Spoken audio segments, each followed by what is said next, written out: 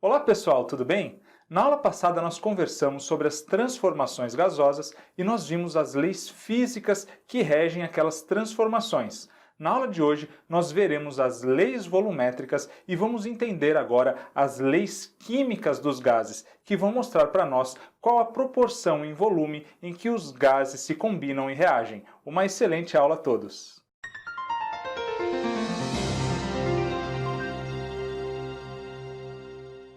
Vamos ver então o que diz a lei volumétrica de Gay-Lussac. Ela nos diz aqui que quando medidos nas mesmas condições de pressão e temperatura, os volumes dos reagentes e dos produtos gasosos formam uma proporção constante de números inteiros e pequenos. Vamos dar uma olhada em alguns exemplos que isso vai ficar mais claro. Então nós faremos esses exemplos, essas reações sempre a pressão e temperatura constantes. Então, o que é que nos diz aqui a lei volumétrica de Gay-Lussac para o caso em que nós temos uma reação, por exemplo, do gás hidrogênio e o gás cloro formando o gás clorídrico? Ele nos diz aqui que quando nós medimos nas mesmas condições de temperatura os volumes dos reagentes e dos produtos, nós vamos encontrar uma proporção de números inteiros e pequenos. Nesse nosso exemplo, nós teremos 15 litros de gás hidrogênio reagindo com 15 litros do gás cloro e formando 30 litros do gás clorídrico. Vejam que nós podemos dividir todos eles por 15, que é o menor número. Então, vamos dividir por 15 cada um dos volumes aqui dos reagentes e também do volume do produto. Quando eu divido, então, 15 litros por 15, eu vou chegar a 1 litro de gás hidrogênio, que reage também com 15 dividido por 15 também é igual a 1 litro de gás cloro e que vão formar agora 30 litros dividido por 15, 2 litros do gás clorídrico. Vejam que nós chegamos a uma proporção de números inteiros e pequenos quando nós comparamos os volumes dos reagentes e dos produtos, já que 1, 1 e 2 é uma proporção de números inteiros e pequenos. Vamos olhar, vamos entender um pouco melhor o que isso significa, vendo agora essas moléculas. Pessoal, nós sabemos aqui que o gás hidrogênio é o H2 e o gás cloro é o Cl2 e eles vão reagir formando aqui o gás clorídrico ou ácido clorídrico, que é o HCl. Percebam aqui que a nossa reação não está balanceada. Eu tenho 2 átomos de hidrogênio do lado dos reagentes e 2 átomos de cloro. Então vamos multiplicar aqui o HCl por 2 para nós balancearmos a nossa equação. O que é que essa lei volumétrica então de Gay-Lussac nos mostra? Percebam então que nós temos aqui o coeficiente 1 multiplicando o H2, um coeficiente 1 multiplicando o Cl2 e, como nós vimos, o coeficiente 2 multiplicando o HCl. Percebam então que aquela proporção de números inteiros e pequenos é a proporção em mol em que essas substâncias se combinam, em que esses compostos reagem. Então nós teremos um volume qualquer do gás hidrogênio vai sempre se combinar, reagir com um volume qualquer do gás cloro e vão produzir 2 volumes do ácido clorídrico do HCl. E esses volumes podem ser expressos em quaisquer unidades de medida. Vejam então que aqui a nossa lei volumétrica de Gay-Lussac é uma complementação lá das leis ponderais que nós estudamos no início do nosso curso.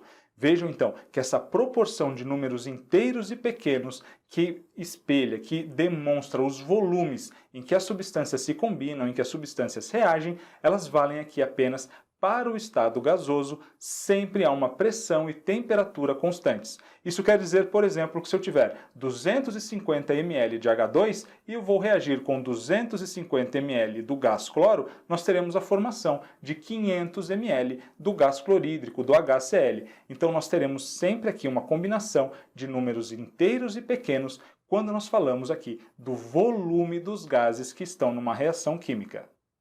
Vamos ver mais um exemplo? Então, sempre a pressão e temperatura constantes, vamos ver agora o exemplo da reação do gás nitrogênio com o gás hidrogênio formando a amônia.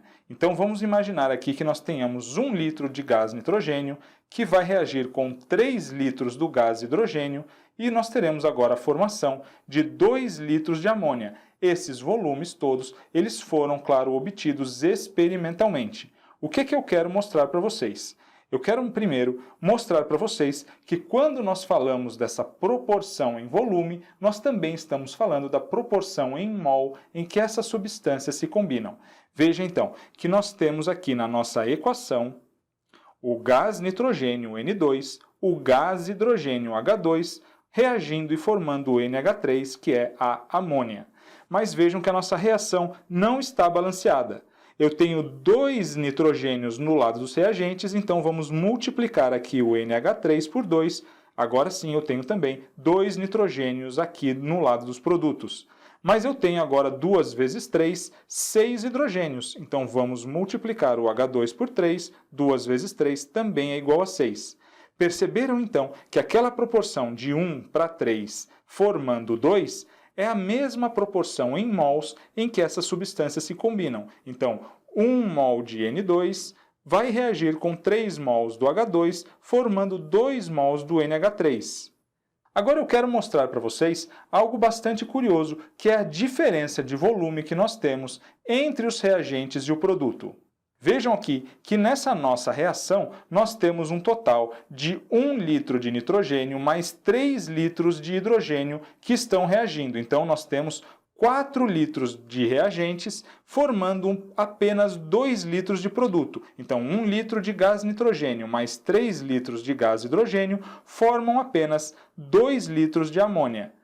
Mas veja, pessoal, que nós estamos falando aqui, então, de uma contração de volume. Nós nunca vamos falar em contração ou redução de massa ou de número de partículas, não é isso? Então, olha só, nós tínhamos um volume inicial de 4 litros e agora nós temos a formação de apenas 2 litros de produto. Não tem problema nenhum, houve uma contração de volume e já já nós vamos entender melhor como é que isso acontece. Mas sempre é importante lembrar que aqui sim, a lei de Lavoisier de conservação das massas foi obedecida.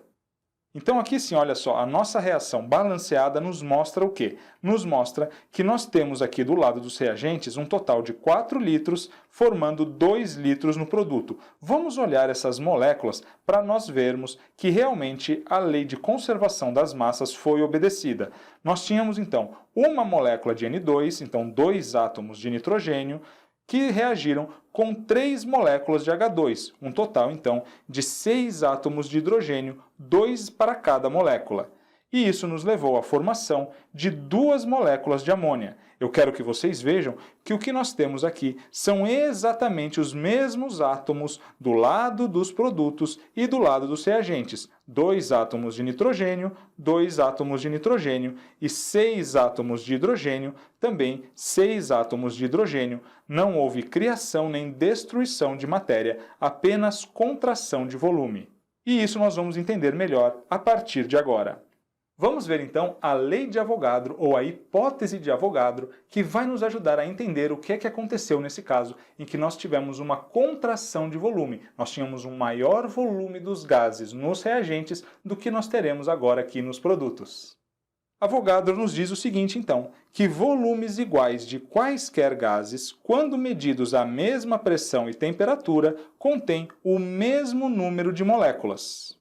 Então, quando nós pegamos volumes idênticos a pressão e temperaturas constantes, nós teremos sempre o mesmo número de moléculas. Então, veja esses 3 exemplos que eu trouxe. Um volume aqui de gás flúor, um volume de CO2, o dióxido de carbono, e também aqui um volume do gás metano, do CH4, o volume 3, então. O que nós estamos vendo? A primeira hipótese aqui é claro que nós temos pressão e temperatura constantes e que esses volumes, o volume 1 é igual ao volume 2, que é igual ao volume 3. Eu quero que vocês percebam que nós temos aqui moléculas bem diferentes e que vão ter também massas diferentes, mas nós vamos ter nesse mesmo volume, medidos a pressão e temperatura constantes, sempre o mesmo número de moléculas. No nosso primeiro caso aqui, nós temos 4 moléculas do gás flúor do F2, 1, 2, 3, 4 moléculas. No segundo caso, nós temos 4 moléculas de CO2. E também aqui nós teremos 4 moléculas do CH4, 4 moléculas de metano. 1, 2, 3, 4. Então, pessoal, a hipótese de Avogadro aqui nos diz que volumes iguais a uma pressão e temperatura constante vão sempre conter a mesma quantidade de moléculas quando nós falamos dos gases. Então, ele não está falando para nós que nós teremos a mesma massa e nem está falando que nós teremos a mesma quantidade de átomos, mas apenas a mesma quantidade de moléculas.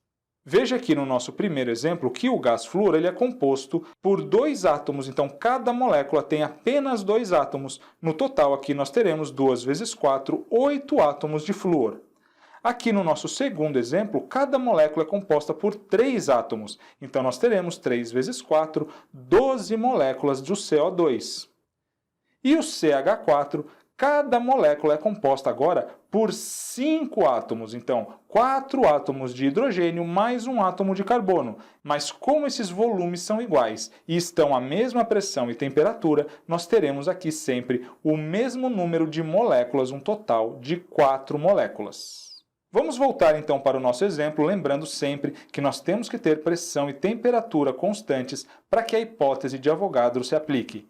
Então, no nosso exemplo da formação da amônia, nós vimos que nós tínhamos 4 volumes nos reagentes que vão gerar 2 volumes nos produtos. E aí nós vimos aqui, quando nós olhamos as moléculas, que nós tínhamos então a mesma quantidade de átomos antes e depois. Mas veja o que aconteceu com o número de moléculas. Eu tinha uma molécula de N2 e 3 moléculas de H2. No total, então, eu tinha 4 moléculas aqui nos reagentes.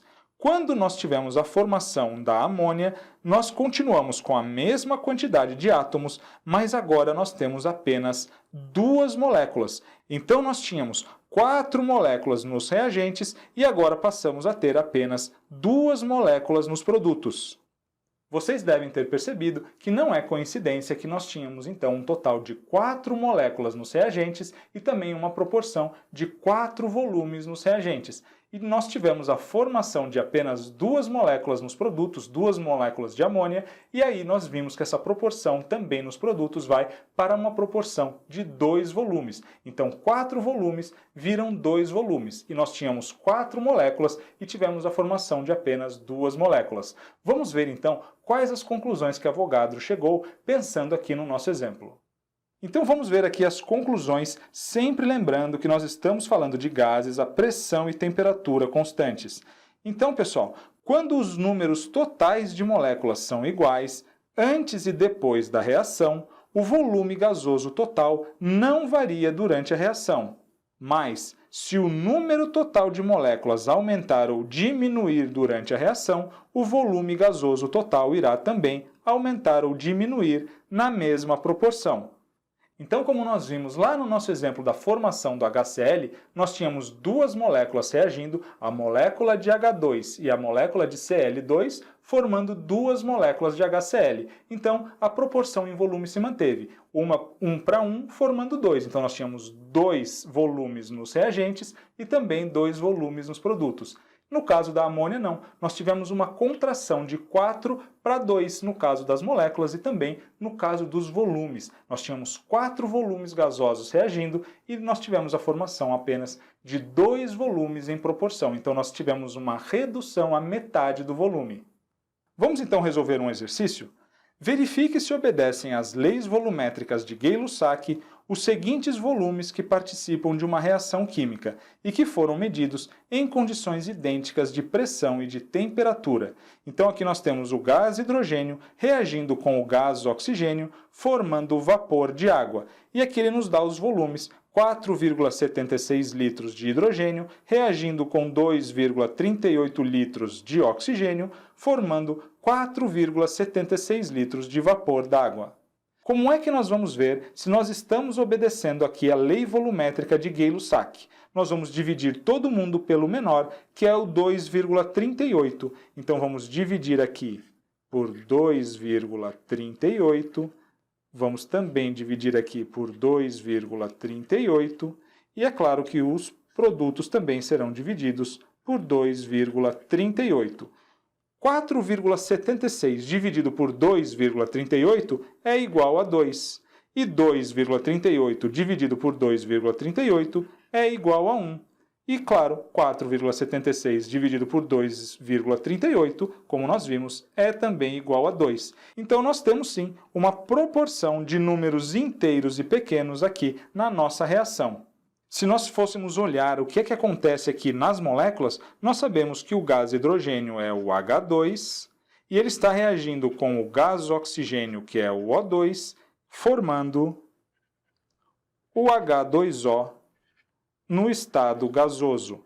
Então, para nós balancearmos a nossa equação, nós temos 2 oxigênios aqui do lado dos reagentes, vamos multiplicar aqui os produtos também por 2. E agora nós ficamos com 2 vezes 2, 4 hidrogênios. Vamos também multiplicar aqui o hidrogênio por 2.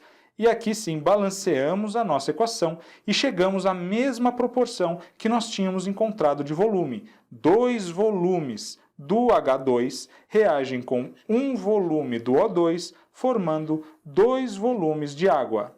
Essa proporção em volume que nós acabamos de ver vale apenas para a água no estado gasoso. Aliás, tudo que nós falamos na aula de hoje sempre vale apenas para o estado gasoso. Então, a água no estado líquido, claro, não vai obedecer a essa proporção em volume, mas no estado gasoso, sim.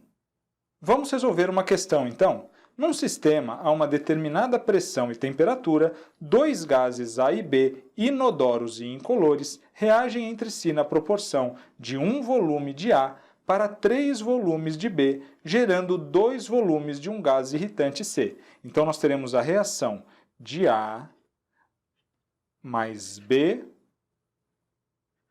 formando, então, esse gás irritante C. E ele nos fala ainda que nós tínhamos 1 volume do gás A reagindo com 3 volumes aqui do gás B e gerando 2 volumes do gás C.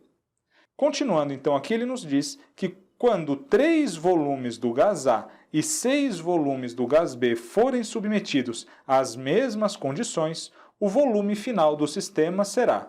Então, agora, para a nossa reação, ele nos diz que nós teremos 3 volumes do gás A reagindo com 6 volumes do gás B nas mesmas condições de pressão e temperatura. E ele quer saber qual o volume final do sistema. Então, ele não está perguntando apenas o volume final de C, ele quer saber o volume final que nós teremos no sistema.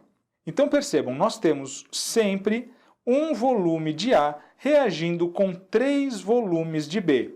Então, pessoal, vamos imaginar aqui, quando o primeiro volume aqui desses 3 que nós temos de A, quando o primeiro volume reagir, ele vai consumir 3 volumes de B. Então, vamos subtrair aqui 1 volume de A, vai sobrar ainda 2 volumes aqui, e vamos subtrair 3 volumes de B, porque nós sabemos que 1 volume de A sempre reage com 3 volumes de B.